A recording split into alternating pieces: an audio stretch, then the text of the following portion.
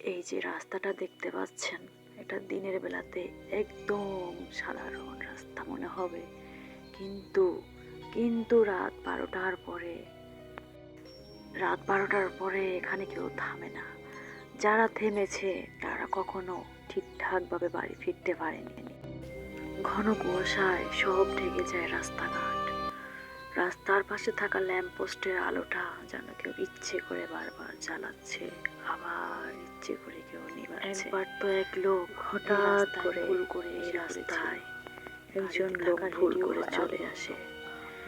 গাড়িতে থাকা রেডিও বন্ধ, মোবাইলের নেটওয়ার্ক বন্ধ।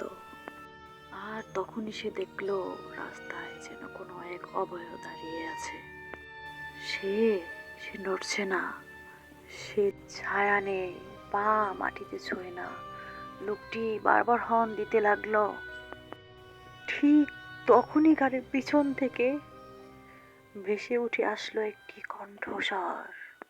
ফিস ফিস করে বলে উঠল, তুমি আসতে দেরি করেছ।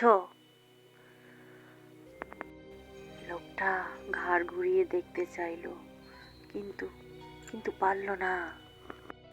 কারণ তার তার কানে তার কানে বাজছে নিঃশ্বাসের শব্দ, একটা না, কয়েকটা নিঃশ্বাসের শব্দ। হঠাৎ গাড়ির কাছে ভিতরের দিক থেকে হাতের ছাপ, কাছে লেখা হলো, এখন তুমি আমাদের। ড্রাইভারটা তখন সামনে দাঁড়ালো। অবয়বটা একদম কাছে চলে এসেছে, এতটাই কাছে যে তার বিচ্ছিরি মুখটা দেখা যাচ্ছে স্পষ্ট।